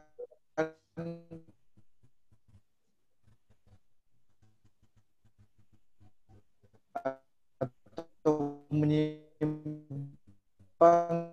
dari oleh masyarakat itu bisa melaporkan kepada Bawaslu atau Panwasli Kota Banda Aceh kalau ada penyelenggara yang melakukan pelanggaran terhadap segala sesuatu yang terjadi masalah dalam penyelenggaraan pemilu. Oleh karenanya, kita sangat mengharapkan partisipasi daripada masyarakat pada umumnya, khususnya itu mahasiswa, itu sebagai pemilih pemula, untuk melaksanakan pengawasan supaya dalam pelaksanaan pemilu, baik itu dari pemilu tingkat presiden, DPR RI, DPD, dan sampai dengan DPRK, ataupun dengan pemilihan kepala daerah. Ini perlu pengawasan melekat daripada masyarakat, karena masyarakat merupakan ujung tombak dalam suksesnya kepemiluan supaya pemilu ini dapat berkualitas. Oleh karenanya, apabila ada mahasiswa mendapatkan sebuah persoalan yang menyangkut dalam masalah penyelenggaraan pemilu, yaitu yang bertentangan atau tidak sesuai dengan aturan yang ada, ini boleh dilaporkan kepada Panwasli, yaitu Panwasli Kota Banda Aceh, siapa saja oknum yang melakukan kesalahan. Dan ini perlu diketahui juga bahwa apa yang kita laksanakan ini sesuai dengan aturan yang ada. Oleh karenanya, kita sangat mengharap kepada mahasiswa supaya informasi-informasi yang diperoleh di luar itu harus dicek kebenarannya, terutama lembaga yang terkait. Hanya ini mungkin dapat tambahkan nanti oleh Pak Puan. Sekian. Baik, saya kira apa yang disampaikan oleh Pak narasumber tadi, Pak Yushadi, itulah sesuai dengan apa kita harapkan. Pelaksanaan pemilu itu harus sesuai dengan regulasi yang berlaku, dan kita terbuka, misalnya ada Panwasli, kemudian ada yang mengawasi dan sebagainya. Itulah tempat perlakuan apabila kita mendapatkan informasi yang salah. Baik, kemudian dari Khairunisa, misalnya saya katakan tadi, di dalam Islam itu tidak ditentukan model pemilihan umum itu tidak ada. Terserah menurut kita, kesepakatan kita mana yang bagus. Tapi nilai-nilai itu harus ada. Nilai keadilan, transparansi, ya kan, kejujuran, tidak ada pemaksaan dan sebagainya. Pokoknya nilai-nilai yang ada dalam Islam itu harus dilaksanakan dan sesuai disebutkan Pak Yusadi tadi. Nah, jadi kalau kita lihat model pemilu yang ada atau demokrasi yang ada sekarang itu bahwa folk day, suara rakyat, suara Tuhan, itu dalam Islam salah. Karena apa? Kalau misalnya semua anggota DPR mengajak kita telanjang dan itulah mayoritas, itu sah menurut demokrasi. Dalam Islam tidak demikian. Kebenaran itu adalah menurut Al-Quran dan hadis. Meskipun dalam, misalnya kita bandingkan, kan ini idealnya, ya kan? Biar tahu adik-adik itu. Ya idealnya dalam Islam itu misalnya anggota DPR kita 350 orang DPR RI mengesahkan bahwa kita telanjang rame-rame. Nah itu salah, meskipun suara yang tidak setuju hanya 50 orang, 300 orang setuju, itu salah dalam Islam. Jadi bukan populi folk day, suara rakyat, suara Tuhan itu salah. Itulah jargon daripada demokrasi yang berdasarkan pada nilai-nilai Islam. Kita pernah melihat ini dah pada masa, kalau nggak salah di Pakistan, nah itu diputuskan masa entah Zulfikar Ali Bhutto kalau nggak salah, itu ada sebuah keputusan hanya didukung oleh 3 orang. Itu benar yang dia sampaikan 3 orang itu, entah 5 orang berdasarkan Quran hadis, sebenarnya yang lain adalah bertentangan, tapi yang benar itu yang 3 itu. Nah, jadi itu kebenaran dalam Islam. Dia kemudian seperti itu. Kemudian Silma, kalau memberikan ini atau ada istilah sekarang itulah serangan fajar. Biasanya serangan fajar itu dikasih dalam amplop 100.000, 200.000 kan. Itu kejadian di Jawa kita baca di koran. Nah, itu adalah sesuatu yang salah dalam Islam. Makanya saya katakan tadi, ada dalam Islam itu rugo takoh salah takoh rugo tibulian, ya kan? Salah memilih anggota DPR itu rugi 5 tahun, salah memilih pasangan rugi seumur hidup. Itu pepatah orang tua Aceh itu. Jadi adik-adik nanti jangan salah memilih suami istri, yang laki jangan salah pilih istri, yang laki jangan salah pilih istri, yang istri yang perempuan jangan salah pilih suami. Salah-salah memilih itu neraka tempatnya, ada rugi seumur hidup. Gak mencapai samara itu, sakinah mawaddah warahmah gak tercapai. Karena mungkin sandaran dalam beragama itu berumah tangga itulah bukan pada Islam. Nah, kemudian itu terkait dengan rasuah. Rasuah itulah haram. Dalam Islam disebutkan kan, al-halalu bainon wal haramu bainon wa bainahuma umurun mutasyabihat. Yang halal itu sudah jelas, yang haram itu sudah jelas, dan yang samar-samar itulah mutasyabihat. Apabila kita sering bermain dengan pekerjaan mutasyabihat, sama dengan kita sering bermain di pinggir sumur yang tidak ada cincinnya. Sepinter-pinter kita, suatu kali pasti kita akan jatuh dalam sumur. Itulah umpama Nabi, sepinter-pinter kita menyembunyikan persoalan mutasyabihat, kita makan uang-uang yang gak jelas itu, pasti kita akan terjatuh ke dalam haram. Nah, jadi ini dia. Bahkan kita pernah di sejarah juga menunjukkan pernah misalnya di PD kalau nggak salah di PD kalau nggak salah di PD Jaya. Pernah kan anggota DPR yang calon anggota DPRK itu pernah menjanjikan sesuatu kepada masjid, kemudian mau dikasih kain sarung kan kemudian ditarik kembali karena dia ada menang kan, itu ada. Kemudian pernah juga di Palembang kalau nggak salah dia pernah menjanjikan karpet dan ke masyarakat kalau dia terpilih. Kemudian dia terpilih ditarik ulang.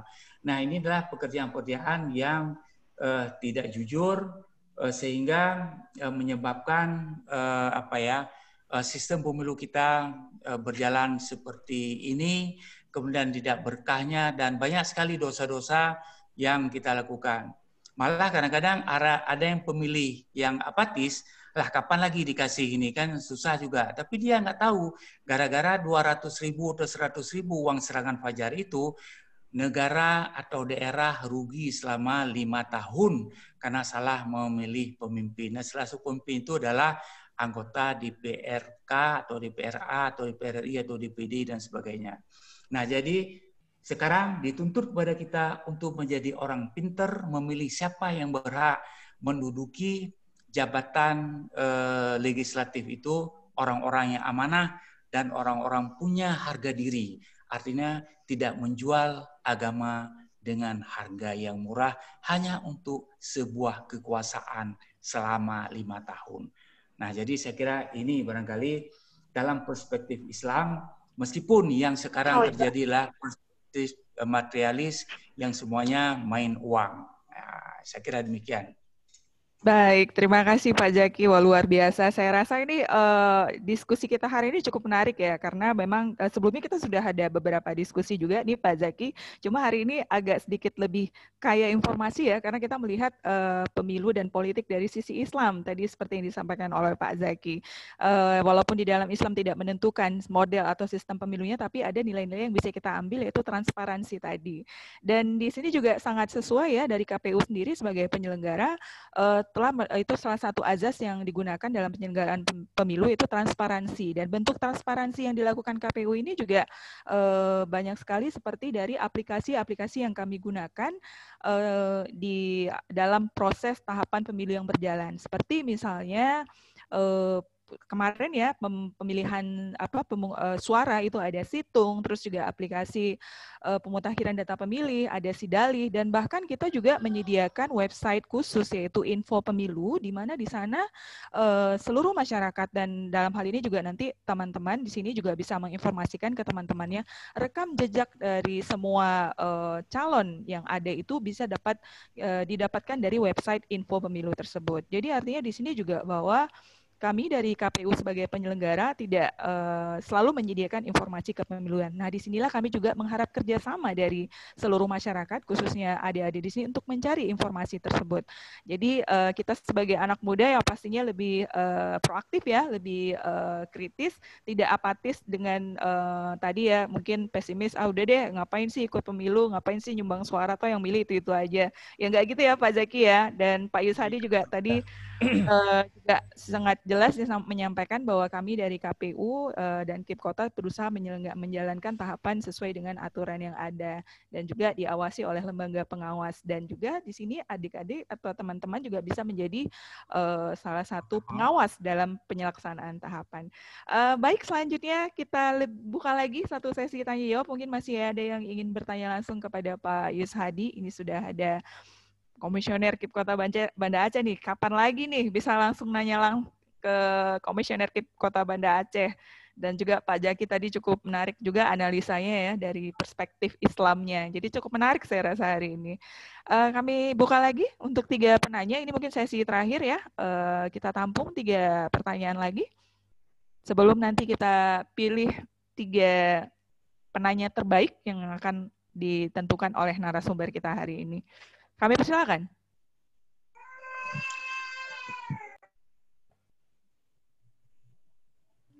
Kami persilakan kepada teman-teman mahasiswa Fakultas Ekonomi dan Bisnis Islam IAIN. Masih ada yang ingin bertanya?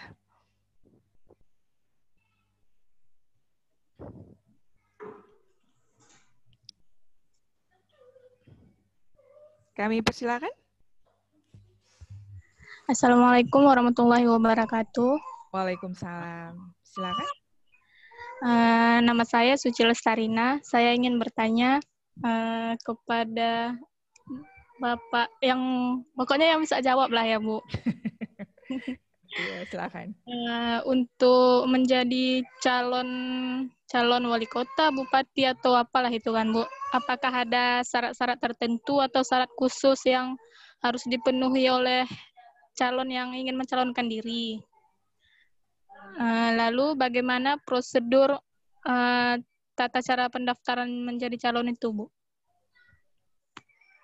Oke, berarti syarat calon dan bagaimana prosedur pendaftaran ya, pendaftaran calon ya. Baik. 2 pertanyaan ya, Suci ya.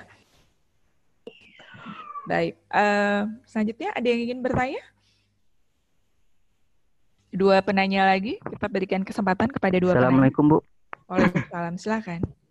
Perkenalkan, nama saya Fakhru Rozi dari Prodi Ekonomi Syariah. Saya ingin bertanya, mungkin kepada Pak Yusadi ya, dari KIP pada Aceh.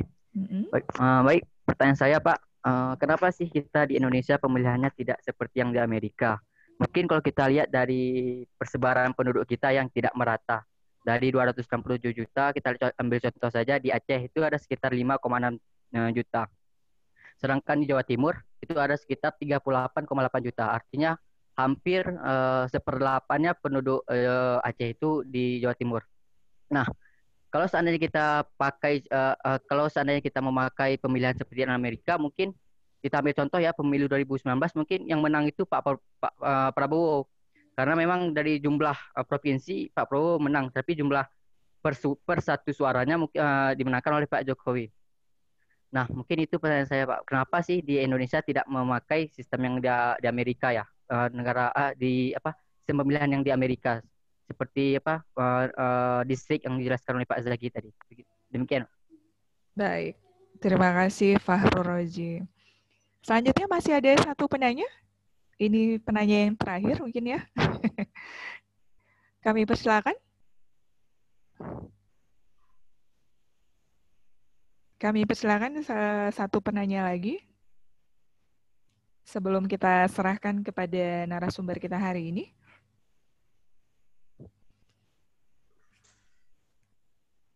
Masih ada yang ingin bertanya? Oke, mungkin sambil menunggu satu lagi jika ada nanti masih ada satu ya. Langsung saja ini kita serahkan ada dua pertanyaan dari Suci dan juga Fakhru Rozi. Dan pertanyaan ini sepertinya lebih mengarah kepada Pak Yusadi nih Pak. Dari Suci Pak, itu ada dua pertanyaan. Apa aja sih yang menjadi syarat-syarat calon dan bagaimana proses pendaftaran dari pasangan calon atau calon yang mengikuti pada proses pemilihan dan pemilu. Dan juga tadi ada pertanyaan Fakhru Rozi, kenapa nih Pak, di Indonesia kita tidak memakai sistem pemilihan yang ada seperti di Amerika. Bagaimana? Silakan Pak Yushadi.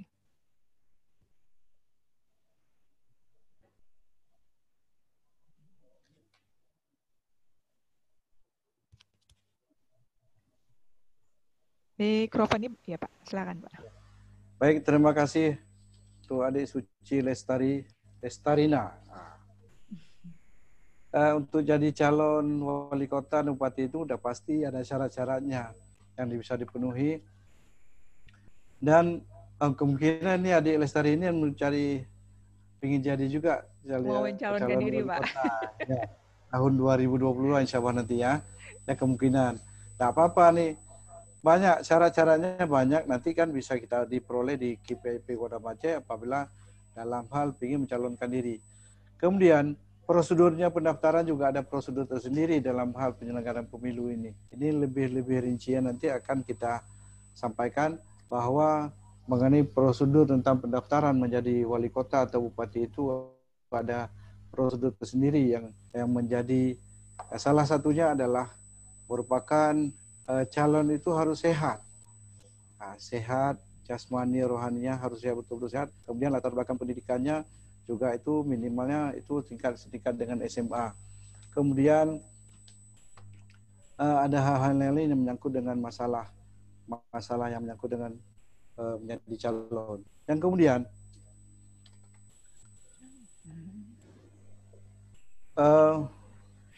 menyangkut dengan masalah kenapa pemilihan nggak seperti di Amerika dilakukan di Indonesia.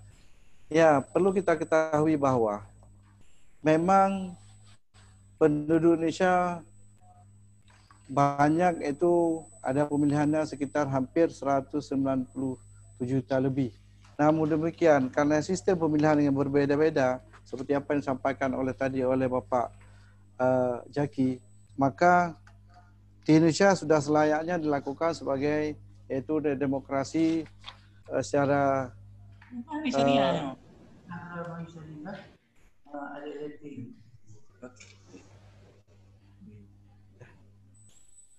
Sorry. Ya, makasih Pak. Oleh karenanya, mengenai pemilihan nantinya yang dilakukan di Indonesia yaitu ada sebagai sistem pemilu secara sistem pluralitas yaitu atau mayoritas. Dalam sistem pluralitas atau mayoritas, sistem ini itu dibagi wilayah dalam beberapa distrik pemilihan berdasarkan jumlah penduduk. Setiap distrik diwakili oleh satu orang wakilnya, dan kemudian kandidat dengan suara terbanyak akan mengambil seluruh suara yang diperolehnya. Ini dalam sistem pluralitas atau mayoritas. Sedangkan sistem proporsional, yaitu yang dilaksanakan kita di Indonesia. Dalam sistem ini, proporsi kursi yang dimenangkan oleh partai politik dalam sebuah daerah pemilihan berbanding seimbang dengan proporsi suara yang diperoleh partai tersebut. Oleh karena di Indonesia maka dilaksanakan sebagai sistem proporsional. Kemudian ada sistem campuran, yaitu sistem ini perpaduan penetapan antara sistem proporsional dan mayoritas, itu campuran antara kedua sistem tersebut. Oleh karenanya, karena kita di Indonesia lebih cocok dengan sistem ini, maka kita lakukan seperti hal itu ya, apa yang diatur oleh Undang-Undang Nomor 7 Tahun 2017. Oleh karenanya, dalam hal ini walaupun di Jawa Timur 36,6% lebih, yaitu hampir 1/8 dari pemilih ini tidak mungkin dilakukan karena kita sesuai dengan asas demokrasi kita, yaitu Pancasila. Hanya ini mungkin dapat ditambahkan nanti oleh Bapak Zaki Fuad. Sekian, terima kasih. Terima kasih Pak Yusadi, luar biasa nih. Terima kasih Pak Yusadi. Mungkin Pak Zaki ingin sedikit menambahkan ini, kenapa nih Pak kira-kira sistem pemilu kita itu tidak seperti di Amerika? Pak Zaki? Bisa di-unmute dulu Pak mikrofonnya. Ya. Ya, mungkin Pak Yusadi tadi udah bagus sekali kan, udah menghafal undang-undang karena beliau bidang ini kan. Nah, saya kira begini, Amerika kan sistem kehidupan masyarakatnya berbeda dengan sistem kehidupan masyarakat di Indonesia. Nah, jadi lagi-lagi kalau kita lihat model pemberlakuan pemilunya juga adalah berbeda. Nah, jadi di sini seperti yang Fakrul Razi, memang kalau kita lihat dua kali misalnya kan Pak Prabowo dan Pak Jokowi, ya kan. Kalau pertama Pak Prabowo itu berpasangan dengan mantan Menko, ya kan, Menko dari Palembang ya, dari PAN. Nah, kemudian tahun ini dengan Pak Sandiaga Uno, maksudnya tahun kemarin ya 2019 kan. Nah, jadi ini tidak semata-mata kita bisa menjiplak model yang ada di Amerika. Nah, ketika kita kembali lagi kepada sistem yang diatur oleh Islam, disinilah fleksibilitas ajaran Islam. Ajaran Islam itu, kalau dalam istilah kaidah itu, Islamu sholihun likulli zaman wa makan. Jadi, ajaran Islam itu cocok untuk segala tempat dan masa. Artinya apa? Bahwa nilai-nilai asasi dalam ajaran Islam itu harus ada di mana-mana, apakah dalam sosial kemasyarakatan maupun dalam persoalan sosial, perpolitikan dan ekonomi dan sebagainya.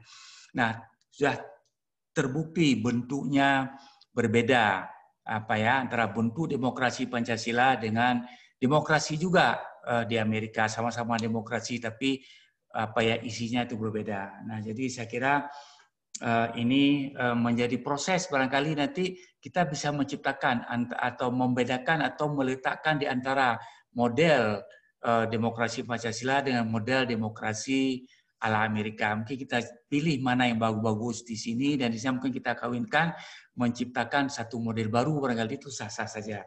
Tapi lagi-lagi caranya itu adalah harus secara proses Islam atau yang diitukan oleh Islam.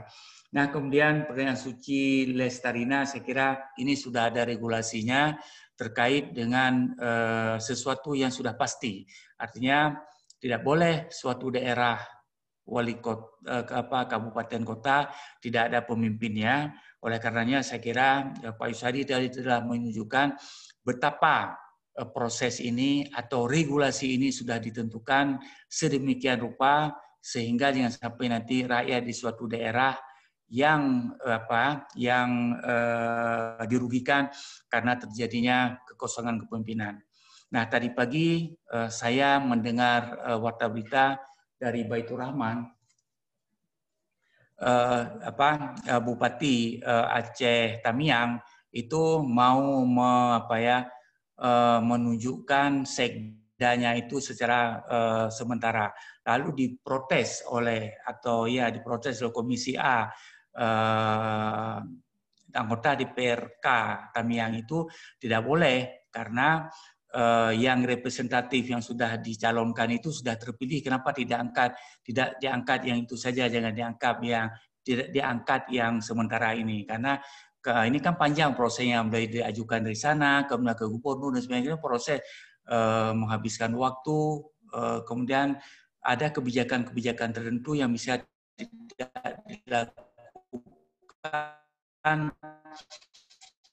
oleh nah, jadi ini saya kira apa yang disuarakan oleh anggota DPRK itulah dia membela kepentingan rakyat yang sampai nanti anggaran habis, kemudian ada keputusan-keputusan politis yang tidak bisa diambil oleh pejabat sementara. Nah, jadi ini saya kira semakin cerdas keputusan-keputusan yang diambil. Kenapa?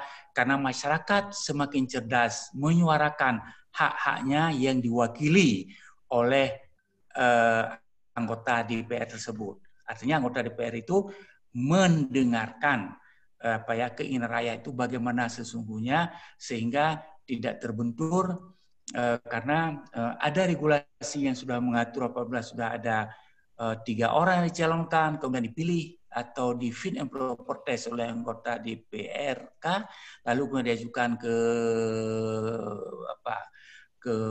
bupati, kemudian bupati memilih salah seorang, kemudian langsung nanti diajukan ke pemerintah daerah ini untuk mendapatkan pengesahan. Nah, saya kira inilah contoh-contoh bagaimana berdemokrasi, kan. Jadi maka karena ini persoalan politik, kita harus sering mengikuti perkembangan yang ada, sehingga kita pun seperti pertanyaan tadi dari Ayu, bagaimana kita memilih atau melihat karakteristik calon-calon anggota DPRK. Saya kira demikian. Saya kembalikan kepada Ibu Eva Maulidia Putri. Baik, terima kasih Pak Zaki dan juga Pak Yusadi ya. Tadi sudah sangat jelas disampaikan bahwa memang sistem pemilu yang kalau memang sekarang tuh sudah ada tiga sistem pemilu, dan saat ini Indonesia lebih menggunakan tidak seperti yang di Amerika, karena memang sistem pemilu ini disesuaikan dengan karakteristik dan juga jati diri bangsa. Dan tadi seperti yang sudah disampaikan oleh Pak Yusadi dan Pak Zaki. Dan ini juga tidak menutup kemungkinan ke depannya kondisi sistem pemilu ini bisa jadi berubah disesuaikan dengan kondisi yang berkembang. Nah, disinilah peran teman-teman di sini sebagai calon pemimpin masa depan untuk bisa terus mengikuti atau mempelajari sistem pemilu yang berjalan yang nantinya ke depan bisa memberikan alternatif dan masukan untuk perbaikan yang lebih baik lagi. Makanya di sini kita sangat berharap nih generasi milenial bangsa untuk memang lebih proaktif ya sosialisasi pendidikan pemilih ini bisa menjadi modal awal untuk bisa menambah pemahaman dan wawasan terkait dengan kepemiluan. Baik Pak Zaki dan juga Pak Yusadi, ini sepertinya kita sudah ada di ujung acara. Kita seperti yang kita janjikan tadi di awal acara, kita akan memilih 3 penanya terbaik ya. Kalau tadi dari yang sudah kita terima ada 5 pertanyaan, ada 5 penanya yang sudah bertanya. Saya serahkan ini kepada ke siapa dulu nih Pak Yusadi? Ke Pak, ada 3 peserta terbaik ya yang kita pilih, yang ditentukan oleh Pak Zaki dan juga Pak Yusadi. Kita serahkan dulu kepada Pak Zaki dulu. Ya, Pak Zaki. Berapa orang nih Pak Yusadi ke Pak Zakinya? Kita ada 3. Yang kita pilih nanti akan ada 3 dari 5 penanya. Untuk Pak Zaki 2 orang. Ya, Pak Zaki. Silakan Pak, 2 penanya terbaik. Baik, saya kira yang pertama adalah kepada Ayu, yang kedua kepada Fakhrul Razi. Baik Pak Zaki, Ayu dan Fakhrul Razi ya. Pak Yus Hadi, 1 orang lagi Pak, silakan. Baik, tadi ada yang bertanya mengenai itu masalah pemberian hadiah atau ini itu jatuh pada adik Silma. Ya. Baik, selamat. Ini sudah ada 3 penanya terbaik ya. Dari yang terpilih langsung oleh narasumber, ada Ayu, Fahrul Raji, dan Silma ya tadi ya. 3 penanya, 3 yang berhasil, yang beruntung hari ini nanti akan dihubungi langsung oleh panitia, akan mendapat merchandise dari kita, dari KIP Kota Banda Aceh. Nanti akan kita hubungi ya. Baik, sebelum kita menutupi acara hari ini, kita minta sedikit closing statement. Yang pertama dari Pak Zaki. Silakan Pak, closing statement-nya. Baik, terima kasih pertama sekali. Saya bahagia dengan acara hari ini ya Pak. Proses pendidikan ini positif. Artinya kalau misalnya dilakukan dekat dengan pemilu, pasti masyarakat atau pendengar atau siapapun itu bernada negatif. Tapi sekarang proses dengan pemilu kita, khususnya di Aceh kan masih lama tahun 2022 nantinya, inilah nilai positif sehingga adik-adik ini yang nanti kan bisa menyampaikannya apakah di warung kopi atau sesama teman atau apa kan tentang hal ini itu jauh lebih efektif ketimbang nanti di dekat pemilu. Karena ada gium kan, partai politik itu membuka kantornya kan dekat pemilu. Nah, jadi begitu dia kadang-kadang tidak memberikan pendidikan politik kepada masyarakat itu bagaimana seharusnya sebagaimana yang kita lakukan hari ini. Ya kan saya kira kalau dari segi akademik saya bahagia sekali hari ini dan terima kasih kepada semua bapak-bapak komisionir ya kan mewakili KIP Banda Aceh, KPU Banda Aceh untuk mengajak saya ikut serta dalam acara ini. Saya ini proses edukasi yang sangat bagus sekali dari segi akademik. Saya kira demikian dan juga moderatornya sangat terwakili dengan apa yang disampaikan sehingga memudahkan dalam menyimpulkan pertanyaan dari peserta. Saya kira demikian. Terima kasih. Assalamualaikum warahmatullahi wabarakatuh. Waalaikumsalam. Terima kasih Pak Zaki. Terima kasih juga atas waktunya. Pak Yus Hadi, closing statement. Baik, terima kasih untuk Ibu Eva. Kehadiran pemilih yang cerdas berdemokrasi menjadi satu kunci untuk meningkatkan kualitas pemilu dan demokrasi. Pemilih pemula merupakan segmen strategis dalam kehidupan demokrasi kita. Oleh karenanya, kita sangat mengharapkan kepada adik-adik mahasiswa sebagai pemilih pemula mengawasi pelaksanaan pemilu supaya pemilu yang akan datang menjadi pemilu yang cukup berkualitas dan bisa meningkatkan partisipasi pemilih pemula dari tahun 2019 yaitu ada 32% menjadi peningkatan menjadi 35%.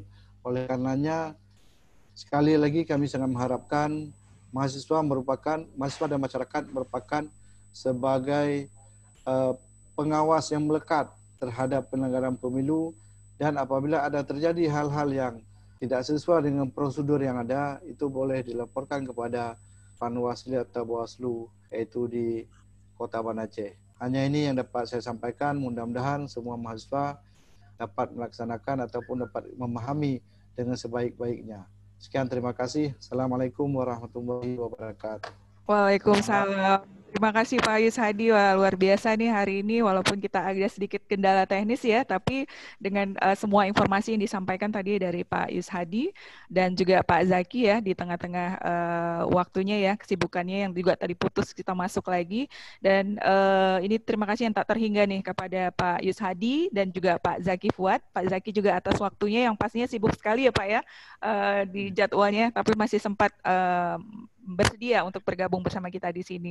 Dan juga ini Pak Zaki, saya ngelihat ya dari beberapa kegiatan yang kita laksanakan, ini pesertanya sangat support ya, sangat ininya tidak ada yang bocor, artinya mikrofonnya semua dimatikan gitu, jadi mengikuti arahan.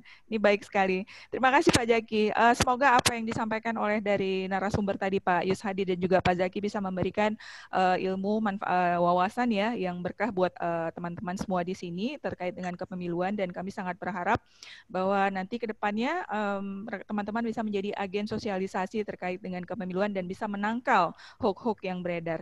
Dan kalaupun mungkin momen ini sangat singkat rasanya, tapi kami juga masih membuka ruang kepada semua teman-teman yang tertarik ingin mempelajari lebih dalam lagi terkait dengan kepemiluan, bisa langsung ke kantor kami di Kota Banda Aceh. Kita ada Rumah Pintar Pemilu, dan kami sangat sangat terbuka kalau memang masih ada teman-teman yang ingin bertanya lagi terkait dengan kepemiluan.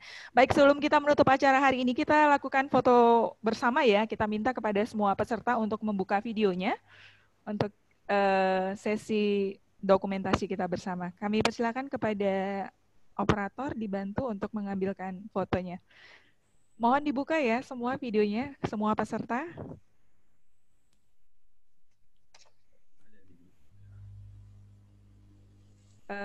Silma, Rizka, Putri, Ashifa, Trisna, Reda, Andrean, bisa dibuka videonya ya untuk kita ambilkan foto bersama. 1, 2, 3. Ya, operator mohon dipandu. Panitia. 1, 2, 3. Lanjut cuma 1. Udah ya. Baik, terima kasih Putri. Terima kasih kepada seluruh panitia yang berada di belakang layar. Ini Pak, ramai Pak di belakang layar. Kita sempat berpindah arena ini. Dari kantor kita pindah ke tempat yang lain nih Pak Zaki. Hari ini memang sedikit berbeda ya, karena tadi ada kendala teknis dan luar biasa panitianya tetap berusaha sehingga acara ini tetap berjalan. Kami mohon maaf apabila ada kekurangan atau ada kesalahan ya, yang mungkin ada yang tidak berkenan selama acara ini berlangsung. Kami sangat berharap bahwa pertemuan ini bukan menjadi pertemuan yang pertama dan terakhir. Mungkin ada pertemuan-pertemuan lebih lanjut lagi, dan Pak Zaki tidak bosan-bosan ya. Mungkin nanti ke depan kita juga bisa mengundang kembali ya Pak Zaki ya. Kami mohon maaf sekali lagi apabila ada kesalahan, dan di masa pandemi ini jangan lupa tetap jaga kesehatan, jaga jarak, memakai masker, dan cuci tangan. Salam sehat. Wabillahi taufiq wal hidayah. Wassalamualaikum warahmatullahi wabarakatuh. Selamat sore. Waalaikumsalam warahmatullahi wabarakatuh. Pak Zaki, terima kasih.